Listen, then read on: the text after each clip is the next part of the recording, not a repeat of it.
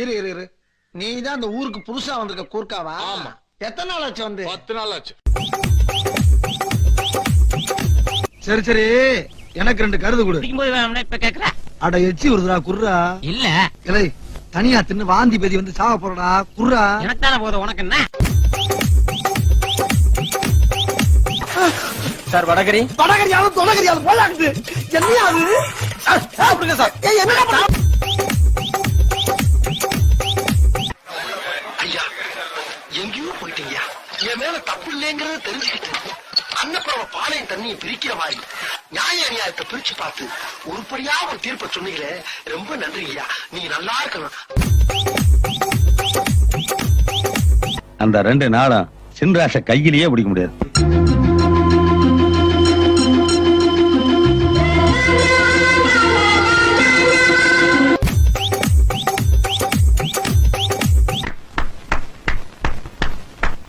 சூப்பரப்ப. மகனும் நீயே, மாணிக்கமும் நீயே, அறிவும் நீயே, ஆற்றலும் நீயே, புகழும் நீயே, புத்திரனும் நீயே, புதிய ஒளியும் நீயே. உன் பேச்சுல திமிர் தெரியுதே. ஏன்டா பயப்படுற? அட என்ன தலைவர, கோபாலு என்னைய மாதிரி தைரியமான ஆளா இருந்தா பரவாயில்ல, கொஞ்சம் பயந்தவன் தானே. ஏற்கனவே நம்ம ஊர்ல அவனை விரட்டி விட்டலையா, அதெல்லாம் அவன் கண்ணு முன்னால வந்து போமா இல்லையா? இல்லாம பாருங்க, குழந்தை மாதிரியா இருக்க, இது வச்சவன பாருங்க. நீங்களே பயப்படுறீங்களா? வெக்கமா இல்ல? என்ன வெக்கம்? இது வச்சா தானே 10 பேர் பயப்படுறா. 4 பஞ்சாயத்து வருது, செலவு காசு கிடைக்குது. வீல் துடைக்கிற நாய்க்கு வீராப்பு பாரு, போய் வீர தொடனாய. நான் கோச்சிட்டு போறேன், போய் தொலை. இந்த ஸ்பாட்ல நீ இருக்கக்கூடாது. இந்த ஓரமா நின்னு ஒத்து உதுறவனை விட என் எதிரில நின்னு தில்ல எதிர்க்கிறவனை எனக்கு எப்பவுமே பிடிக்கும். இப்ப சொல்லுங்க.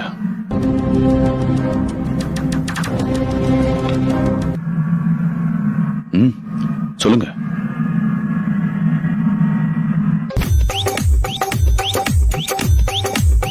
எதையும் எடுத்தோமா கவுத்தோமான்னு முடிவெடுக்க முடியாது. ஒரு கலவரம் நடக்குதுன்னா அதை தொலை நோக்கோட நாளைக்கு யாருக்கும் எந்த பாதிப்பும் வராத மாதிரி தான் முடிவெடுக்க முடியும். சுலபமா தீர்க்க வேண்டிய பிரச்சனையை உங்க சுயலாபத்துக்காக பெருசா வளர விட்டுட்டு இப்ப சப்ப கட்டு கட்டுறீங்களே. கண்ணா பண்ணீங்க தான் கூட்டமா வரும்.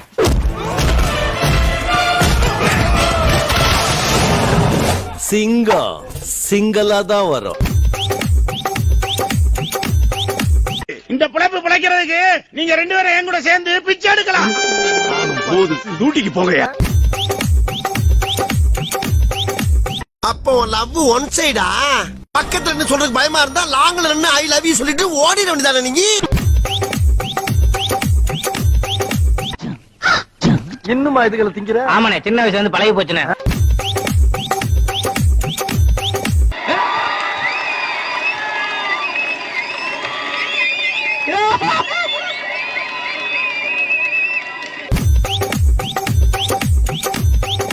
அதல்ல பொம்பளை மாதிரி அடக்கமா இருக்கு தெரிஞ்சுக்க. சாமி ஆடாத.